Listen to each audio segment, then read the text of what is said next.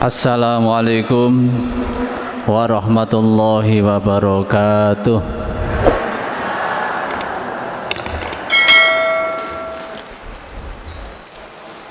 Bapak Ibu yang kami hormati, alhamdulillah, la haula wala quwata illa billah, asyhadu an la ilaha illallah wahdahu la syarikalah wa asyhadu anna Muhammadan abduhu wa rasuluh alladzi la nabiyya ba'dah.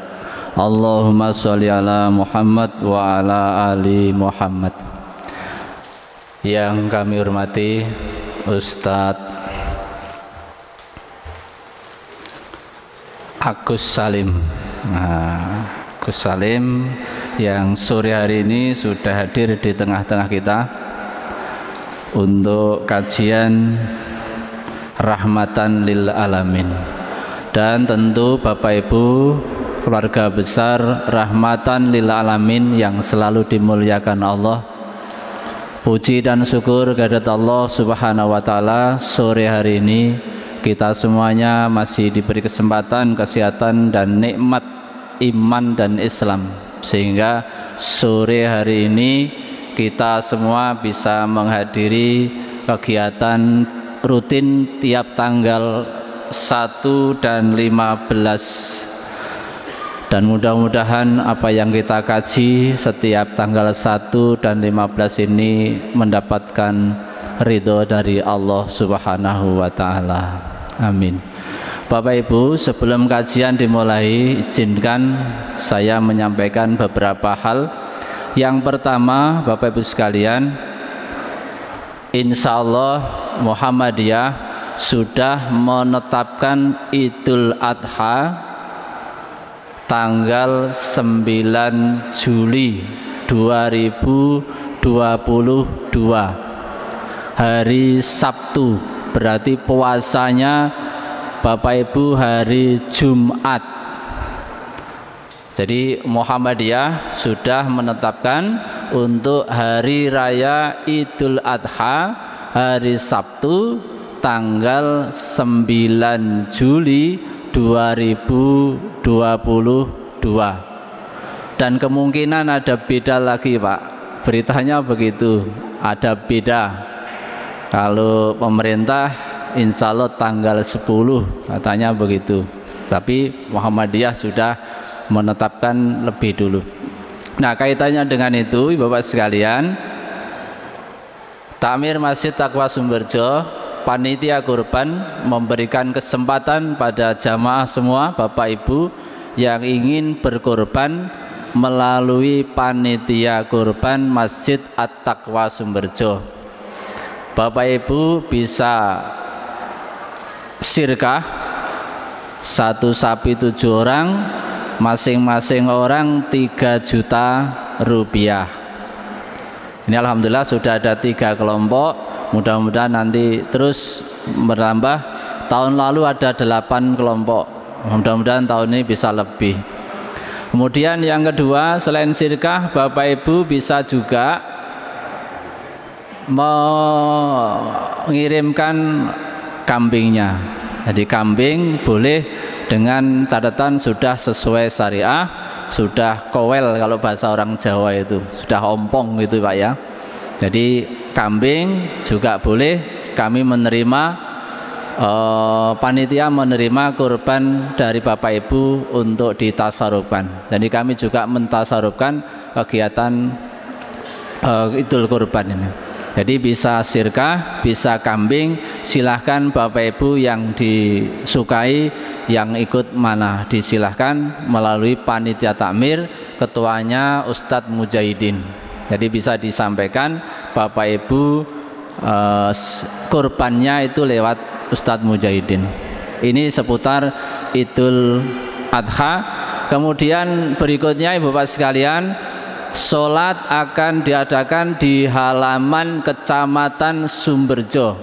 Insya Allah nanti akan diadakan di halaman Kecamatan Sumberjo pukul 6.00. Mudah-mudahan tidak mundur lagi. Kalau Idul Fitri kemarin sampai jam 6 lebih 15 menit. Mudah-mudahan nanti ini bisa lebih pagi karena Idul Adha. Jadi nanti Bapak Ibu silahkan yang ingin bergabung sholat Idul Adha di halaman Kecamatan Sumberjo bisa disampaikan kepada keluarga, kanan kiri, tetangga dan seterusnya. Sebagai imam dan khotib insya Allah dari Lamongan, Imam Masjid Lamira, Ustadz Anis yang tempo hari ketika Ramadan juga ngimami di sini. Bapak Ibu sekalian, untuk tanggal 15 Juli insya Allah yang akan hadir Ustadz Amal Sarifuddin dari Gresik untuk kajian Rahmatan lil Alamin tanggal 15 nanti. Dan sore hari ini alhamdulillah Ustadz Dr. Andes Haji Agus Salim MPDI sudah hadir, sudah rawuh. Mari kita awali kegiatan sore hari ini dengan membaca basmalah. Bismillahirrahmanirrahim. Bapak Ibu silahkan duduk, silahkan melewati yang depan supaya enak kalau di syuting nanti nggih. Jadi syutingnya biar kelihatan indah dipandang ketika di YouTube. Bapak Ibu bisa lihat YouTube-nya seluruh kegiatan Masjid Taqwa di At-Taqwa Sumberjo. Nanti silahkan Ibu Bapak dibuka, di like, di share supaya lebih kelihatan syiarnya masjid. Kami persilahkan Ustadz Agus Salim untuk waktu sampai jam 5. Assalamualaikum warahmatullahi wabarakatuh.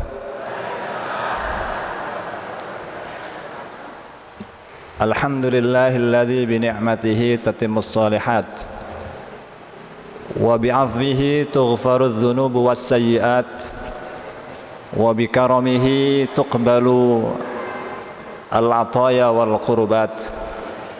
Asyhadu an la ilaha illallah wahdahu la syarika lah, al-malikul quddusus salamul mu'minul muhaimin, wa asyhadu anna nabiyyana Muhammadan abduhu wa rasuluh as-sadiqul amin. Allahumma salli wa sallim wa barik ala abdika wa rasulika Muhammadin wa ala alihi wa ashabihi ajma'in wa man tabi'ahum bi ihsanin ila yaumiddin. Amma ba'du, faqala Allah ta'ala fil Qur'anil Karim, ya ayyuhalladzina amanu taqullaha wa qulu qawlan sadida yuslih lakum a'malakum wa yaghfir lakum dhunubakum wa man yuti'illaha wa rasulahu faqad faza fawzan 'azima. Yang kami hormati para sesepuh, para kiai, para ustaz, tokoh-tokoh masyarakat di Sumberjo, khususnya jamaah dan warga Masjid Taqwa Sumberjo ini serta perguruan Muhammadiyah Sumberjo. Wabil khusus Bapak Dr. Andes Mujahidin yang mula-mula menghubungi saya untuk bisa mengisi acara ini dan yang lain-lain yang mungkin saya tidak bisa menyebut namanya satu persatu karena saya tidak tahu dan tidak hafal, mohon maaf. Tapi bagi saya ini merupakan sebuah kebahagiaan yang luar biasa. Saya merasa senang dan bahagia serta bersyukur bisa hadir di sini, bermuajahah, bertatap muka dengan saudara-saudara sesama Muslim, sesama mukmin yang berada di Sumberjo ini. Saya boleh mengatakan bahwa ketika saya datang ke Sumberjo itu ibaratnya datang ke rumah sendiri, ke kampung halaman sendiri. Karena sesungguhnya antara desa saya Sendang Agung dengan Sumberjo itu punya ikatan yang sepertinya sangat kuat. Ya. Banyak orang Sendang Agung yang domisili di Sumberjo.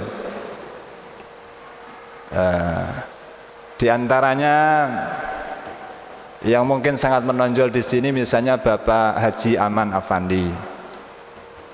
Terus dulu juga Bapak Haji Aslik Ghazali almarhum. adik beliau Bapak Haji Azhari Ghazali juga tadi saya ketemu di sini. Bapak Kiai Ismail Majid itu juga orang-orang Sendang.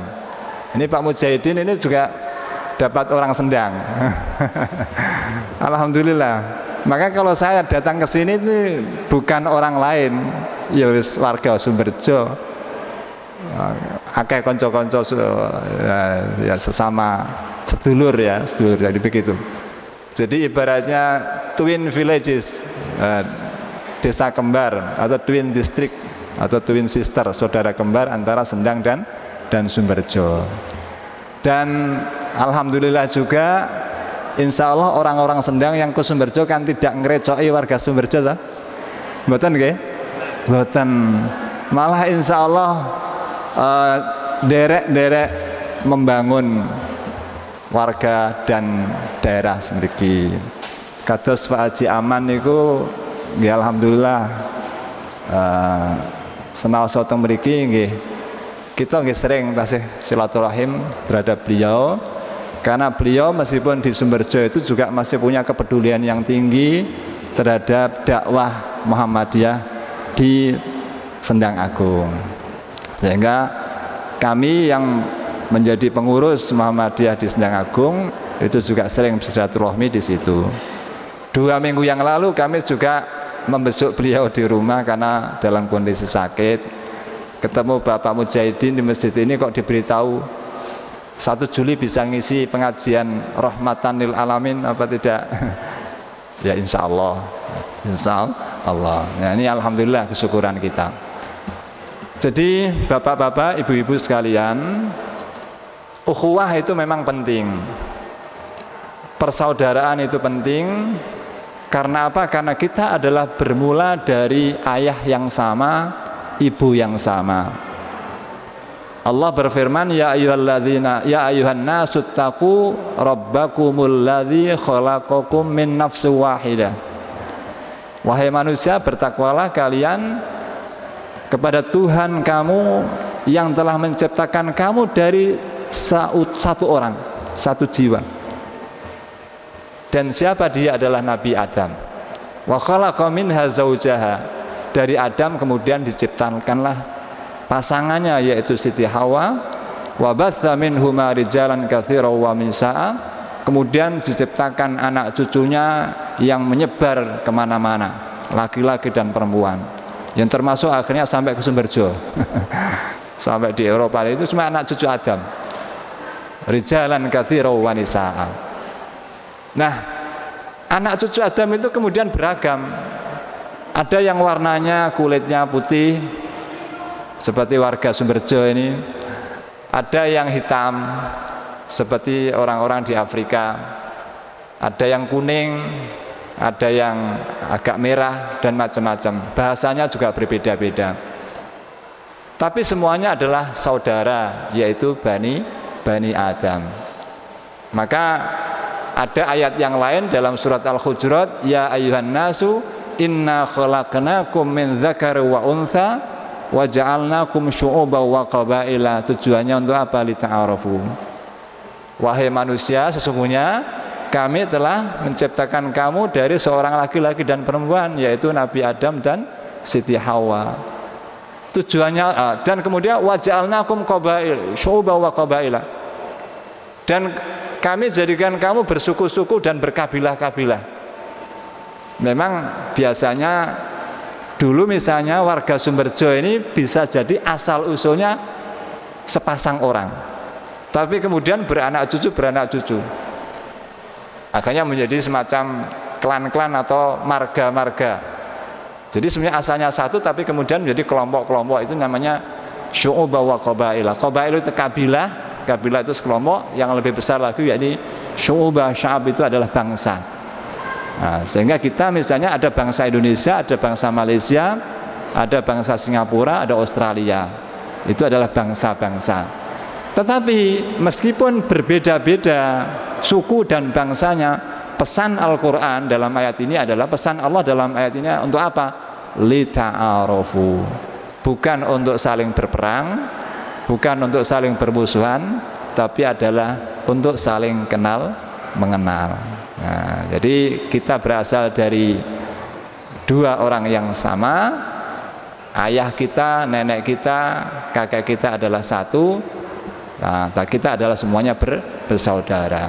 Nah, kemudian pesan dari surat An-Nisa ayat pertama tadi juga ada perintah supaya kita menjaga silaturahim antar manusia, apalagi kita diikat di dalam ukhuwah, namanya ukhuwah Islamiyah. Innamal mu'minuna ikhwatun. Sesungguhnya semua orang yang beriman itu adalah saudara. Maka dalam surat An-Nisa ayat pertama tadi Allah berfirman, wattaqullaha alladzi tasaaluna bihi wal arham. Nah, maka bertakwalah kepada Allah yang dengan Allah kamu saling meminta satu dengan yang lain pertolongan. Kalau kita minta pertolongan kepada orang lain, sesungguhnya itu yang menolong kita siapa? Allah Subhanahu wa taala. Jadi Allah itu menolong kita melalui makhluknya. Kita misalnya minta rezeki, ya Allah berilah kami rezeki yang luas, yang lapang, yang halal. Tidak langsung turun dari langit bleng berupa dolar, real, rupiah, mboten. Tapi Allah akan mengirim rezeki itu lewat makhluknya. Mungkin lewat tetangga kita, lewat pelanggan kita, lewat orang-orang yang bersedekah kepada kita. Jadi itu Allah memberi kita itu adalah seperti itu. Tasa'aluna bihi wal arham. Terus wal arham, ittaqu al arham itu artinya adalah jagalah tali persaudaraan. Maka di dalam kosakata kita ada namanya silaturrahim. Silaturrahmi apa silaturrahim Bapak Ibu? Silaturrahim nggih. Menawi kita memahami bahasa Arab, ingkang leres menika inggih menika silaturrahim. Nah, hanya memang umum di Indonesia itu silaturrahmi, tapi ya tidak apa-apa. Nah, silatun menawi kita belajar bahasa Arab, silatun menika artosipun menapa? Silatun menika masdar saking wasola yasilu silatan. Wasola yasilu waslan atau wasola yasilu silatan. Artosipun menyambung. Menyambung ya. Berarti silatun menika menyambung. Nah, napa sing disambung? Ar-Rahim. Kinten-kinten Ar-Rahim meniku artisipun apa? Rahmat atau kasih sayang atau rahim? Ternyata rahim menika artosipun inggih menika rahim. Mboten kasih sayang, kalau kasih sayang itu rahmah. Ya. Rahimun niku artosipun artinya adalah rahim, yaitu organ tubuh yang berada di perut wanita, yang dari situ akan keluar janin manusia. Nah, jadi silaturahim itu artinya adalah menyambung rahim.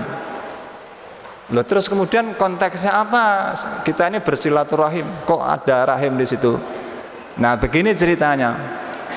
Rahim itu adalah organ tubuh yang menjadi simbol persaudaraan antara dua atau lebih manusia.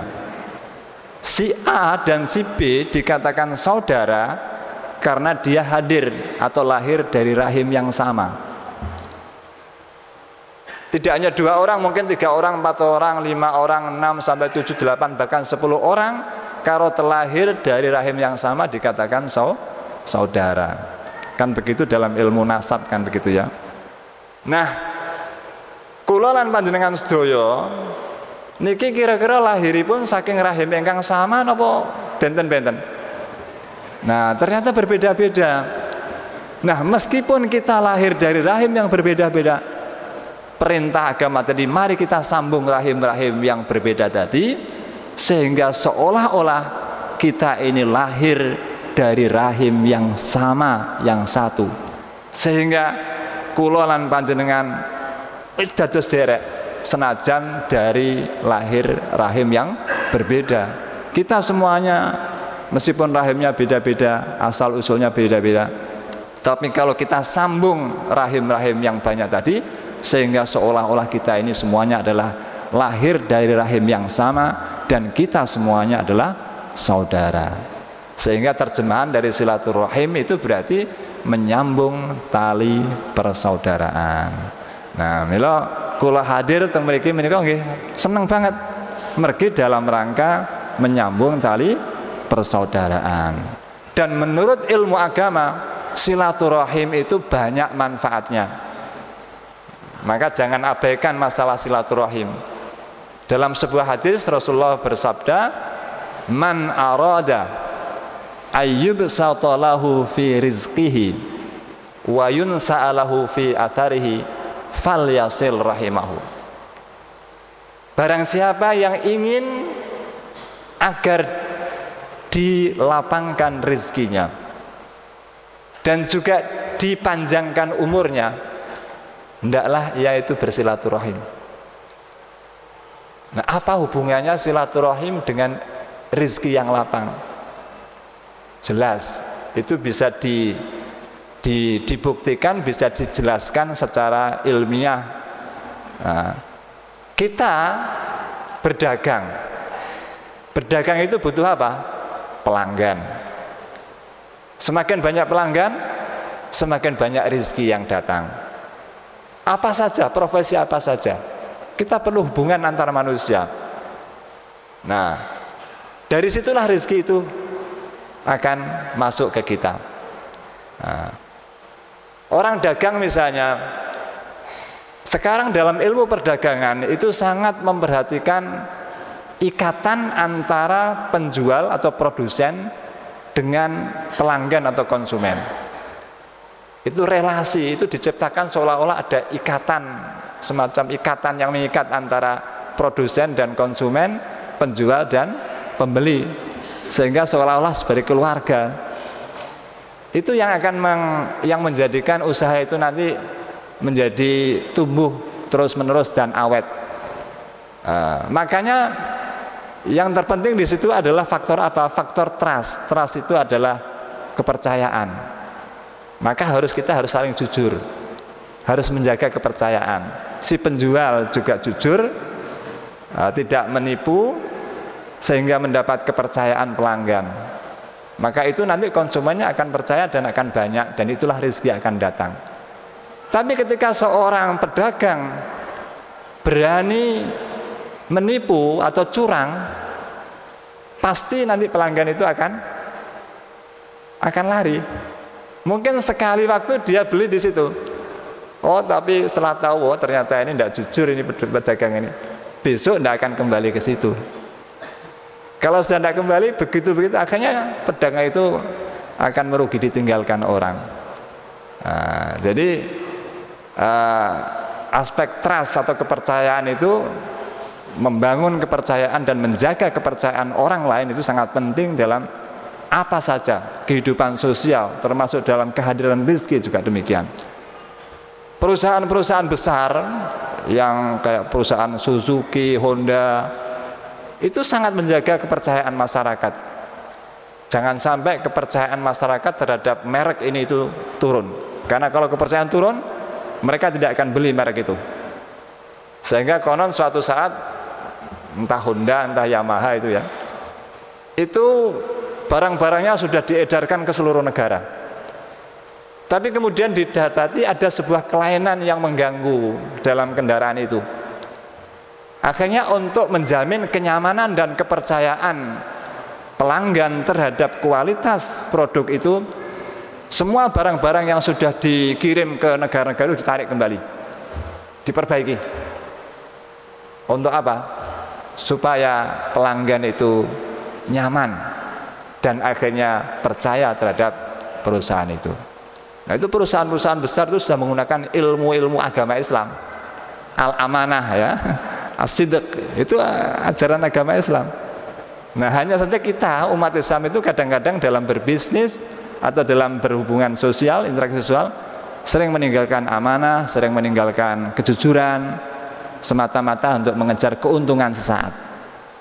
Kalau kita curang dalam berdagang, mungkin sekali waktu saat curang itu kita untung.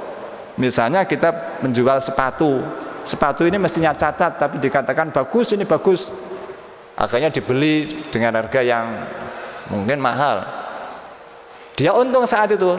Tapi ketika orang pembeli tadi mengetahui, oh ternyata ini barangnya cacat, makanya sudah down dia. Sudah tidak percaya lagi kepada penjual itu. Penjual buah juga begitu. Wah ini manis bu, iki gek ngundo. Ternyata diicipi di rumah kecut, nah, misalnya begitu. Atau saat diicipi di tokonya diambil sampel-sampel contoh-contoh yang manis-manis, tapi nanti yang diberikan kepada pembeli yang kecut-kecut. Itu kan ada model trik-trik dagang. Tapi itu adalah trik-trik yang tidak perlu kita tiru. Karena itu berdagang yang kurang cerdas. Kalau yang cerdas itu mementingkan kepercayaan konsumen, rezeki sedikit-sedikit tidak apa-apa tapi awet. Tidak harus langsung untung besar, tapi justru akan mati di tengah jalan. Makanya silaturahmi itu sebenarnya adalah menjaga tali persaudaraan dengan siapapun. Ya, tidak harus dengan teman, tapi dengan antara pebisnis dengan para pelanggannya itu dijalin silaturahmi, gitu ya. Jadi terus itu tadi masalah keuntungan. Terus kita ini juga silaturahmi. Buktinya silaturahmi di masjid dapat rezeki kan ya. Nah ini dapat jajan, dapat kerupuk, dapat minuman. Itu kan rezeki juga. Hanya saya belum. Tapi nanti insyaallah. Nah, terus yang kedua, apa hubungannya silaturahmi dengan umur panjang? Oh jelas. Menurut ilmu kesehatan, kebanyakan penyakit manusia itu bersumber dari faktor psikologis. Nah, kalau kita ini punya teman banyak, duwe bolo akeh, iku rindi be akeh koncone. Ngertos kula niki teng mriki nggih enten kanca kabeh. Dadi misale kok kula kesasar teng Sumberjo, insyaallah gampang akeh kenalan. Misale kan gitu nih. Mergo sedaya niku dulur. Nah, akhiripun dunia ini kalau kita banyak teman, dunia ini luas sekali. Dan kalau dunia ini luas, teman kita banyak, itu tidak ada rasa batin yang tertekan. Kita merasa enjoy, merasa bahagia karena bisa berteman dengan semuanya. Nah, bayangkan ketika kita hidup sendirian tanpa teman, itu seperti apa? Nah, itu yang menyebabkan orang stres itu begitu ya. Biasanya orang stres itu kan hidup menyendiri ya. Sendiri tidak bergaul dengan orang lain. Tapi itu adalah tanda-tanda stres. Stres itu tekanan batin. Dan tekanan batin itu merupakan salah satu faktor utama penyakit-penyakit yang lain. Maka kesehatan umur yang panjang itu ditentukan oleh aspek batin kita. Ada orang mengatakan untuk supaya panjang umur dan sehat harus dijaga 4 pola. Atau orang itu biasanya berpenyakit itu kalau tidak menjaga 4 pola. Dia mencontohkan pengemis itu kenapa ya makanannya itu sembarangan tapi ya kok saya urip sehat maksudnya. Nah, jawabannya katanya karena dia tidak punya beban pikiran. Tidak punya beban pikiran. Jadi orang miskin, bahkan mungkin orang yang itu tidak punya beban pikiran. Sehingga enjoy saja menghadapi kehidupan. Jadi pola pikirnya sehat, itu insya Allah akan menyebabkan tubuh sehat. Yang kedua itu pola apa? Pola makan. Nah, makan. Ini penyakit manusia itu kalau diberi kecukupan biasanya tidak bisa mengendalikan makanannya. Ingin makanan yang enak-enak. Padahal dibalik makanan yang enak itu sesungguhnya banyak hal yang membahayakan. Nah, maka dan biasanya baru ingat ketika sudah usia agak uzur, di mana datang peringatan dari dokter, ini tidak boleh makan ini, tidak boleh makan jeroan, tidak boleh makan daging, tidak boleh makan durian, tidak makan. Terus orangnya tadi mengatakan, lah piye lho Pak wong kepengen. Biyen niku diurit melarat ra iso tuku duren, saiki iso ke duren dilarang dokter. Urip kok repot gitu. Akhirnya ya wis dilarang dik pokoke menikmati hidup. Itu ada yang begitu. Ya. Ya itu pilihan saja. Tapi itu pola makan. Terus pola hidup. Pola hidup misalnya kita orang-orang Islam itu sudah diajari oleh Allah pola hidup yang sehat. Pagi-pagi bangun waktu subuh. Jangan melungker ya, pas adzan subuh kalau saya melungker itu berarti tidak sehat hidupannya.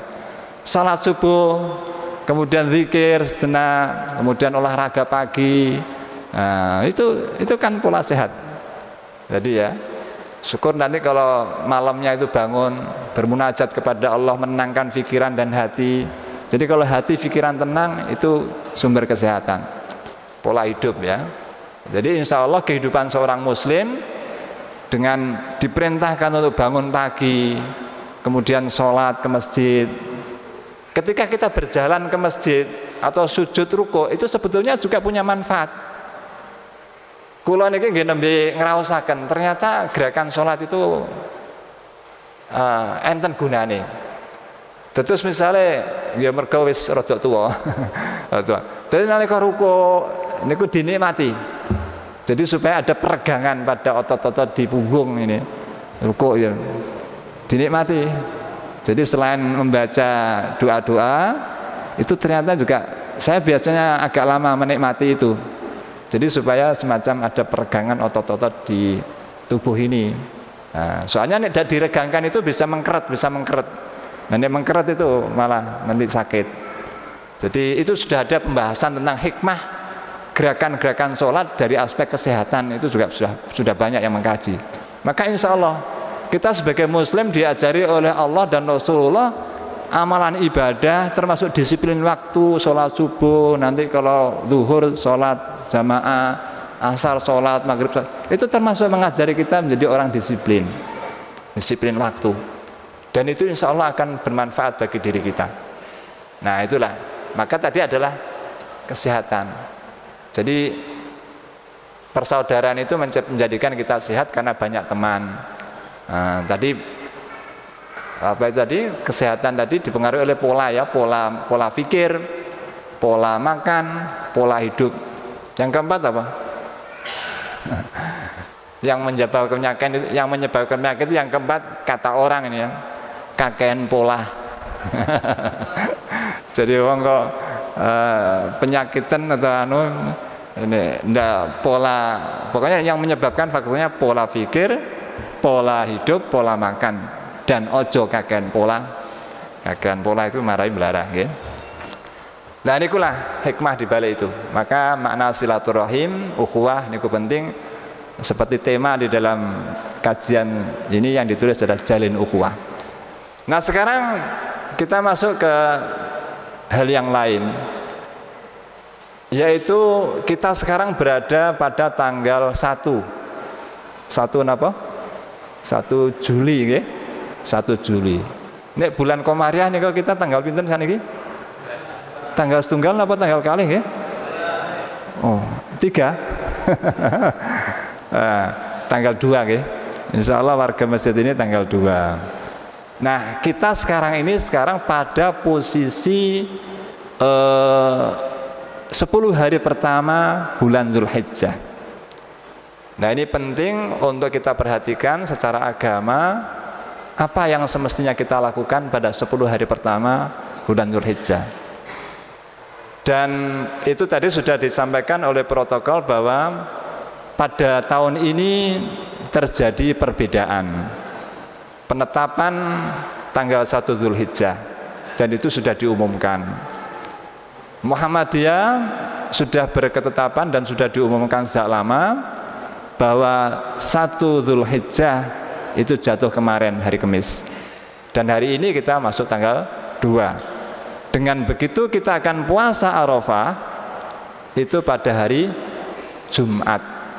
Pada saat orang-orang wukuf di Arafah kita berpuasa. Hari Jumat kita sholat Idul Adha berarti hari Sabtu. Nah, sementara di pihak lain pemerintah, Kementerian Agama mengumumkan bahwa karena pada hari Rebu malam ketika maghribnya itu malam Kemisnya itu mereka tidak menemukan hilal setelah mengintai mereka tidak menemukan hilal, akhirnya diputuskan ikmalu syahri Dzulqa'dah, menyempurnakan Dzulqa'dah 30 hari dan baru masuk Dzulhijjah hari Jumat ini. Dengan begitu mereka nanti akan berpuasa Arafah pada hari Sabtu saat kita beridul adha, dan mereka baru merayakan idul adha pada hari Ahad. Nah, panjenengan derek sing pundi? Derek sing dhisik apa sing kari? Sing dhisik ya. Lah niki sing repot. Kadang-kadang niku enten sebagian tiyang niku ngeten. Nek ada perbedaan awal poso aku melu sing kari. Tapi nek ada perbedaan riyo melu sing dhisik. Wah. Niki berarti saenake dhewe.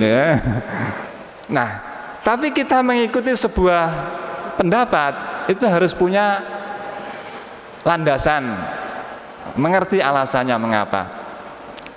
Jadi pertama yang mungkin kita ingin pesankan, perbedaan ini tidak usah diperbesar, tidak usah dijadikan alat untuk menimbulkan ketegangan di masyarakat. Karena peristiwa semacam ini bagi kita sudah sering dan sudah biasa. Artinya kita sudah dewasa untuk menghadapi perbedaan semacam ini. Kita menghormati orang yang memiliki keputusan yang lain, dan kita juga berharap mereka bisa menghormati apa yang menjadi keputusan kita. Karena dalam agama sesungguhnya ini adalah termasuk masalah khilafiyah ijtihadiyah. Jadi ini sebetulnya adalah perbedaan akibat masalah ijtihad. Jadi ijtihad itu bisa berbeda kesimpulannya. Sebagaimana mungkin di dalam amalan-amalan ibadah ada yang subuh pakai kunut, ada yang tidak. Yaitu khilafiyah ijtihadiyah, tidak masalah. Tidak ada yang lebih benar satu dari yang lain. Semuanya benar karena masih punya argumen dan punya dalil. Ya, meskipun mungkin nanti bisa dibandingkan mana yang lebih kuat. Nah itu kita memilih ini karena kita anggap lebih kuat. Tapi bukan berarti yang lain menjadi salah, tidak. Karena mereka juga punya dalil. Tarawih 8 dengan tarawih 20, semuanya punya dalil. Dua-duanya punya dalil. Tidak ada yang salah, tidak ada yang benar. Tinggal persoalan preferensi, mana yang kita pilih, yang kita anggap paling kuat, itu saja. Jadi bukan benar salah, tidak hitam putih, ya. Termasuk dalam masalah penetapan bulan. Nah, mungkin saya perlu ingin memperjelas posisi kita sebagai penganut awal Dzulhijjah hari Kamis. Artinya nanti adalah Arafahnya hari Jumat, Idul Adha hari Ahad. Kenapa timbul perbedaan? Perbedaan itu muncul karena pertama perbedaan metode penetapan awal bulan Qamariyah. Terus yang kedua, adanya perbedaan kriteria penetapan awal bulan. Nah, masalah metode ini kan sudah umum, ya. Ada yang menggunakan hisab, ilmu falak seperti yang dianut oleh Muhammadiyah. Ada yang menggunakan metode ru'yah, harus dilihat dulu, diintai dulu, diinceng dulu. Hilale katok apa ora? Nek durung katok ya belum masuk bulan. Kinten-kinten Nabi rumiyin niku ngginakaken hisab napa ru'yat? Ru'yat. Terus menurut hadis-hadis itu sumu li ru'yatihi wa aftiru li ru'yatihi. Terus keranten menapa? Pada zaman itu ilmu falak belum berkembang secara bagus, atau bahkan orang-orang Arab tidak mengenal hisab. Ada sebuah hadis mengatakan nahnu qaumun la naktubu wa la nahsub. Kami ini adalah satu bangsa Arab di masa lalu. Ini bangsa yang tidak mengenal baca dan tulis serta hitung-hitungan. Beda dengan bangsa-bangsa yang berperadaban maju, ya. Tapi bangsa Arab itu bangsa yang sederhana, hidupnya di gurun, sehingga penetapan awal bulan itu ya gampang saja. Ya bulan itu kalau enggak 29 ya 30. Caranya bagaimana? Kalau sudah terlihat hilal ya itu masuk bulan, kalau belum berarti belum masuk, sederhana saja. Itu sesuai dengan keadaan masa itu. Tetapi bagaimana alasan orang yang menggunakan metode hisab? Pertama, ini supaya menjadi landasan kita ya. Pertama, bahwa penetapan berdasarkan hitungan ilmu falak itu juga merupakan anjuran Al-Quran. Ya, kalau kita lihat ayat-ayat Al-Quran, banyak yang menyuruh kita untuk memikirkan fenomena-fenomena alam. Misalnya, inna fi khalqis samawati wal ard wa ikhtilafil laili wan nahar la ayatil liulil albab. Jadi adanya penciptaan langit dan bumi dan seluruh apa yang diantara ada bintang-bintang, matahari, bulan dan macam-macam. Bumi juga apa yang seluruh ada di atas bumi. Terus kemudian ada pergantian siang dan malam, fenomena malam dan siang. Itu semuanya adalah tanda-tanda kebesaran Allah bagi orang-orang yang berakal. Nah, di situ mengandung pesan kita haruslah menjadi orang yang berakal. Siapa itu ulul albab? Dijelaskan yaitu alladzina yadhkurunallaha qiyaman wa qu'udan wa 'ala junubihim wa yatafakkaruna fi khalqis samawati wal ard. Orang ulul albab, orang yang berakal itu yaitu orang yang senantiasa ingat kepada Allah, zikir kepada Allah, ingat kepada Allah dalam keadaan qiyaman, dalam keadaan berdiri, wa qu'udan duduk, wa 'ala junubihim saat berbaring, selalu ingat kepada Allah. Tapi bukan hanya zikir kepada Allah saja, tapi juga yatafakkaruna fi khalqis samawati wal ard. Berpikir cerdas, ya, seperti Muhammadiyah itu syiarnya kan harus berkemajuan. Nah, jadi ilmu itu ayat Allah itu ada ayat Qur'aniyah yaitu Al-Quran, tapi ada ayat kauniyah. Tanda-tanda Allah itu ada tanda-tanda yang ada dalam kitab Al-Quran, itu adalah firman Allah, itu ayat Qur'aniyah. Dan tanda-tanda Allah, ayat itu artinya tanda. Tanda-tanda Allah itu juga ada yang berada di alam semesta, itulah yang disebut dengan ayat kauniyah. Semuanya harus dibaca. Al-Quran harus dibaca, alam semesta juga harus dipelajari dan dibaca. Nah, agar orang-orang Islam itu maju itu harus membaca alam semesta itu, yang ilmu-ilmu pengetahuan itu. Nah, itu saya kira Muhammadiyah pasti situ. Nah, itu berarti pesan Al-Quran kan kita supaya menjadi orang yang yatafakkaruna fil khalqis samawati wal ard. Ada ayat yang lebih spesifik lagi tentang ilmu falak ini. Walladzi ja'ala asy-syamsa dhiya'an wal qamara nuran wa qaddarahu manazila lita'lamu adadas sinina wal hisab. Dialah Allah yang menciptakan matahari itu sebagai sang surya. Nah, sang surya ini lagunya Muhammadiyah. Surya itu sebagai sumber cahaya. Karena matahari itu kan sumber cahaya. Wal qamara nura, dan bulan juga memancarkan cahaya tapi tidak dari dirinya sendiri tapi pantulan. Sehingga dalam tafsir itu ada yang membedakan dia itu cahaya sinar yang bersumber dari dirinya sendiri seperti planet, seperti matahari, dan juga beberapa bintang yang memancarkan cahaya dari dirinya sendiri.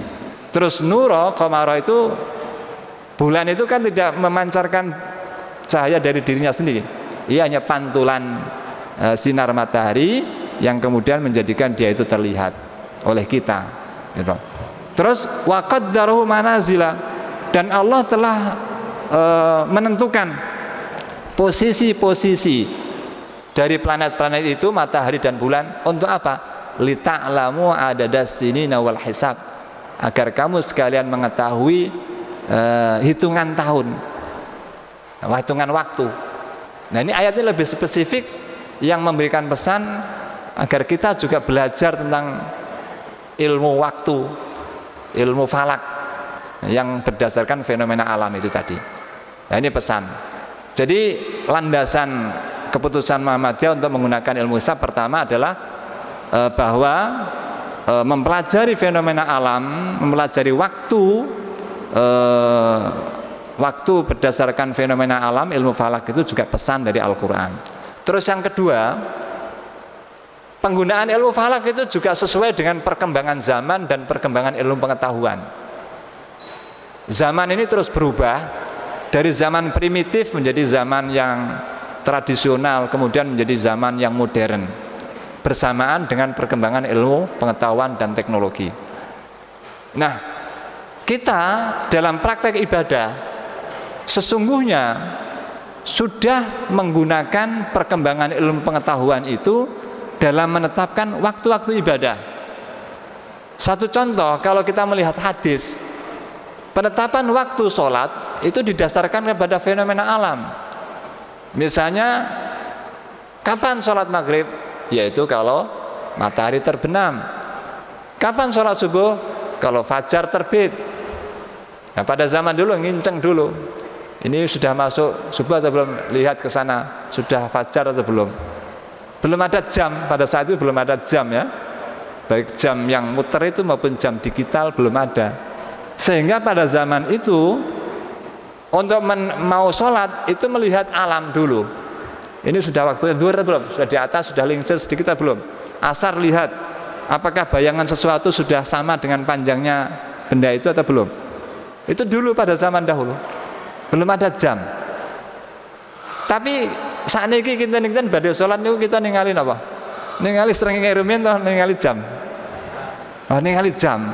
Berarti sampun beda kalian zaman Nabi rumiyin ya. Nah, itu artinya perkembangan zaman ini sudah bisa memanfaatkan kemajuan ilmu pengetahuan dan teknologi yang mana dia sudah punya tingkat akurasi yang tinggi. Nah, sehingga tidak perlu lagi melihat fenomena-fenomena alam secara langsung karena itu terlalu ribet, terlalu repot. Mau subuh ya lihat ini sudah waktunya atau belum. Nah, sudah cukup. Karena jam itu sudah disetel berdasarkan ilmu falak. Nah, itu sholat sudah mempraktekkan itu kan ya, tidak harus ru'yat ke langit ya. Nah, berarti masalah puasa, masalah hari raya, penetapan al-bulan mestinya ke depan juga harus mengarah ke sana. Mengarah ke sana. Jadi apa yang dilakukan oleh Muhammadiyah itu sebetulnya adalah visioner, memikir ke depan, ke arah kemajuan. Nah, tidak terpaku pada situasi masa lalu saja. Ini zaman akan mengarah ke perkembangan seperti apa, itu sudah diantisipasi dan sudah dilakukan oleh Muhammadiyah seperti itu. Terus alasan yang ketiga.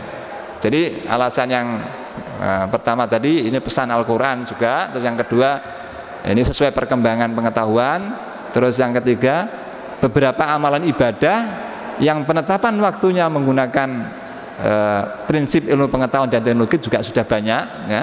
Terus yang keempat, ini dulu ceritanya Ki Haji Ahmad Dahlan kenapa milih hisab itu, karena untuk kasus Indonesia itu kalau dilakukan ru'yat itu sering mengalami kegagalan.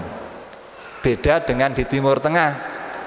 Karena apa? Kondisi geografis Indonesia itu beda dengan di Timur Tengah. Di Timur Tengah itu langitnya cerah, daratannya datar kelihatan sampai ujung sana. Kalau di Indonesia, langit Indonesia itu sering mendung karena kita daerah tropis dan negara kepulauan. Jadi selalu ada mendung, selalu ada awan, sehingga sering gagal. Ru'yah itu sering gagal. Belum lagi nanti banyak pepohonan, itu juga mengganggu melihat ufuk barat sana. Nah, itulah mengapa Kiai Haji Ahmad Dahlan kemudian berpikir ke depan. Wah, ini kita harus menggunakan hisab. Dan sekarang yang namanya keyakinan itu akan ada beberapa tingkatan ya. Ada ilmu yakin, ada ainul yakin. Anda yakin karena melihat, tapi juga Anda bisa yakin karena secara ilmu Anda sudah bisa mengatakan itu benar. Jadi ya, maka kalau kita menggunakan ilmu hisab, itu kita berada pada posisi ilmu yakin. Keyakinan berdasarkan ilmu. Dan ilmu falak zaman sekarang itu sudah teruji. Akurasinya sudah sangat tinggi. Bayangkan ya, misalnya fenomena gerhana, itu sudah bisa diprediksi ini akan terjadi pada jam sekian, menit sekian, detik sekian, terus akan berlangsung selama sekian menit. Itu sudah bisa diprediksi. Itu karena apa? Kecanggihan ilmu falak pada zaman sekarang. Kalau pada zaman Nabi ya mungkin belum secanggih itu, belum seakurat itu.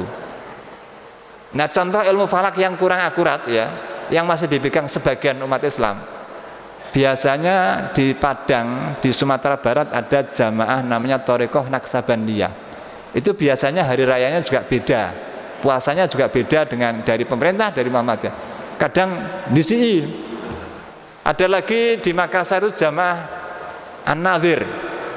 Itu juga kalau An-Nadhir itu ada hitungan, tapi juga melihat fenomena alam, tapi itu gelombang laut.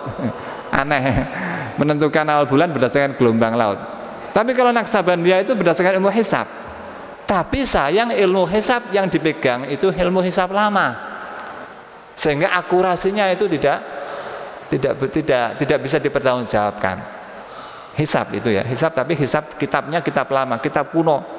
Nah, kalau kitab ilmu alam ya, itu mestinya harus selalu diupdate. Nah, tapi kalau kitab-kitab Al-Qur'an itu yang lama itu berarti yang bagus, ya, yang bagus ya.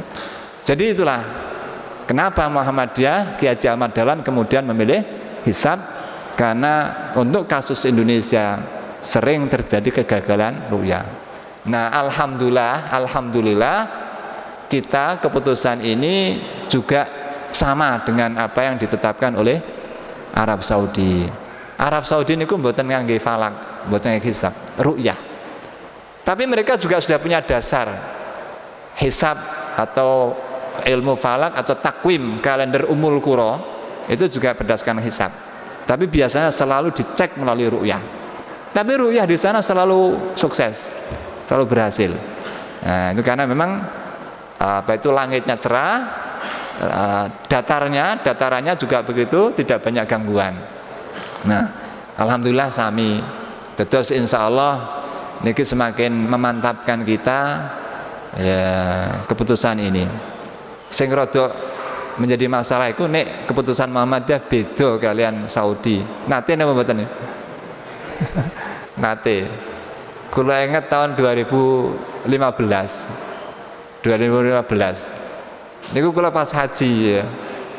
Nah, Muhammadiyah itu memutuskan hari Arafah kula supaya dinten apa nang teng mriku niku dereng wukuf. Akhirnya Muhammadiyah sendiri niku terpecah. Enten sing mazhabipun mazhab PP Muhammadiyah. Mazhab PP Muhammadiyah sesuai maklumat itu. Tapi enten yang derek mazhab Saudi. Aku malu Saudi ae. Ya, ini dados masalah nek sering begitu. Tapi itu nanti perlu penjelasan. Nek selaku warga Muhammadiyah ya ikuti PP niku langkung saya, PP. Nah, itu nanti ada penjelasannya kenapa mengikuti PP ya. Oke. Itu sekedar mensikapi masalah perbedaan tanggal ini dan mengapa atau argumentasi dibalik keputusan Muhammadiyah untuk mengambil falak. Sing repote malih niku pemerintah saniki menaikkan harga standar kriteria. Nek menurut Muhammadiyah niku nggih, nek sampun hilal niku sampun di atas ufuk berarti sampun mlebet bulan baru. Niku kaidah ilmu falak memang selalu begitu. Tapi memang meskipun di atas ufuk, kalau ketinggian itu memang belum belum mencapai pada ketinggian tertentu, memang belum tentu bisa diru'yat. Sehingga ada yang namanya imkanur ru'yah, ketinggian hilal yang memungkinkan hilal itu diru'yat. Dulu pemerintahan yang sebelum ini itu memutuskan imkanur ru'yah itu 2 derajat. Nah, kemarin itu diperbarui, ditambah 3 derajat ya. Nah, ya tambah angel bersatu nih lah. Tambah ngadoh, ibaratnya mau menyatukan itu tambah adoh. Nah, ini persoalannya bedanya begitu. Menurut Muhammadiyah, pokoknya di atas ufuk sudah masuk bulan. Pemerintah sekarang harus 3 derajat.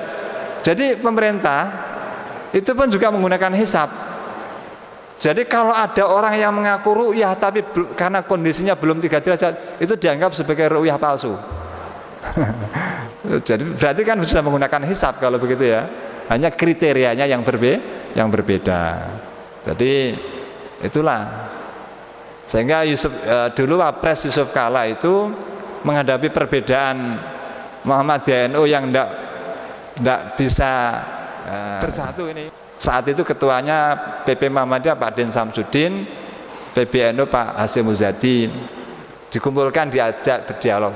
Gimana nih Muhammadiyah itu? Apa nggak bisa bersatu menetapkan hari raya atau puasa? Ya ini sudah apa itu sudah keyakinan Pak, sulit Pak.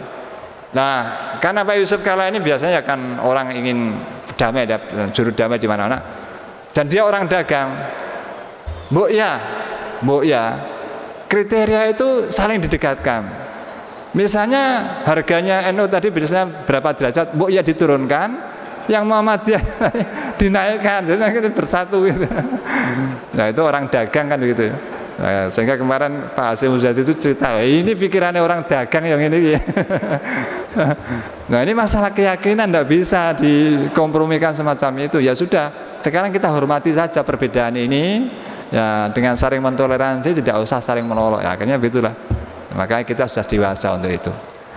Terus itu poin kedua. Tasih dangu ya. Poin ketiga yang mungkin tadi saya singgung, mumpung kita di 10 hari pertama bulan Dzulhijjah, apa sunnah-sunnah yang diperintahkan oleh Rasulullah terkait hal itu? Pertama, sing sederhana ya. Menawi panjenengan nggadah kersa kurban tahun iki ya, niku sunnahipun sejak awal Dzulhijjah kalau wingi niku mboten usah memotong mencukur rambut, motong kuku nggih dilereni sik, cukur rambut nggih dilereni, rambut sirah, rambut bulu, rambut niki napa? Kelek nggih, rambut napa mawon? Hah? Niku pokoke dilereni sik. Nah, dados niku sunahipun ngaten. Dados man arada ayyudhhiya itu falyumsik atau fala yaqta'anna sya'rahu wala adfarahu. Jadi memang ada hadisnya. Jadi siapa yang berniat untuk melakukan kurban di tahun ini, maka ketika memasuki bulan Dzulhijjah hendaknya menahan diri untuk tidak memotong rambutnya, termasuk memotong kukunya. Jadi gitu. Itu sama seperti orang saat ihram, ibaratnya begitu ya. Kalau ihram itu kan ngoten, mboten angsal motong rambut, kecuali nanti kalau sudah tahallul baru potong rambut. Ya, ibaratipun ngoten. Terus tidak usah dilogikakan kenapa kok begitu lah, ini masalah ibadah nggih. Terus nomor kali monggo kita ngadah-ngadahaken amal soleh. Amal napa kemawon? Salatipun salipun yang fardu diperbanyak yang sunnah. Menawi kiat siam nggih dilampahi siam sunnah. Menawi kita gadah rezeki disempatkan untuk bersedekah di 10 hari pertama ini khususnya. Mergi enten sedherekipun hadis, ma min ayyamin al-amalus shalihu fihinna habbu ilallahi min hadhil ayyamil ashar. Tidak ada waktu hari-hari yang dimana amal soleh itu lebih dicintai oleh Allah dari amal soleh di hari 10 pertama bulan Dzulhijjah. Seorang sahabat bertanya, walal jihad fi sabilillah ya Rasulullah, termasuk amal itu tidak lebih baik dari jihad fi sabilillah? Tidakkah jihad fi sabilillah lebih baik? Walal jihad fi sabilillah, termasuk artinya amal soleh di situ itu melampaui jihad fi sabilillah. Kita tahu bahwa jihad fi sabilillah itu adalah termasuk amal yang utama di dalam agama ya. Nah, ini amal soleh apapun di 10 hari pertama Dzulhijjah ini memiliki nilai keutamaan, dicintai oleh Allah yang lebih tinggi bahkan dari jihad fisabilillah, kecuali ya, illa rajulun kharaja bimalihi wa nafsihi wa lam yarji minhu bisyai'in, kecuali orang tadi pergi berjihad di jalan Allah kemudian dia tidak pulang dengan raganya maupun hartanya, alias mati syahid. Nah kalau mati syahid, nah itu baru lebih utama. Nah, jadi nek saya mulai itu berarti ya saya luwih apik iki mau amal soleh iki mau. Ya semuanya bagus, tapi tadi sekedar untuk membandingkan tingkat keutamaan amal soleh di 10 hari pertama ini. Maka mari kita isi dengan amalan-amalan soleh yang lebih meningkat dari hari-hari biasanya, karena memiliki fadilah keutamaan yang lebih dari yang lain-lain. Selain itu juga puasa. Jadi termasuk yang dilakukan Rasulullah menurut berdasarkan riwayat istri-istri beliau meriwayatkan bahwa Rasulullah Shallallahu Alaihi Wasallam ini biasanya adalah yasumu tis'an min Dzulhijjah. Jadi berpuasa pada 9 hari awal Dzulhijjah. 1, 2, 3, 4, 5, 6, 7, 8, 9 Arafah. Jadi 9 hari, tanggal 12 niku 10 niku haram ya. Jadi kebiasaan Rasulullah berdasarkan laporan istri-istri beliau, Rasulullah itu adalah berpuasa 9 hari di awal bulan Dzulhijjah, tis'an min Dzulhijjah, kemudian shaum Asyura, puasa tanggal 10 Muharram, Asyura dari kata-kata asyir ya, 10 min Muharram, wa thalathatu ayyamin kulli syahr, 3 hari setiap bulan Komariah. Itu yang namanya puasa al-ayyamul bid, puasa pada hari-hari terang bulan, yaitu tanggal pinten? 13 ya, 13, 14, 15 Hijriah Komariah.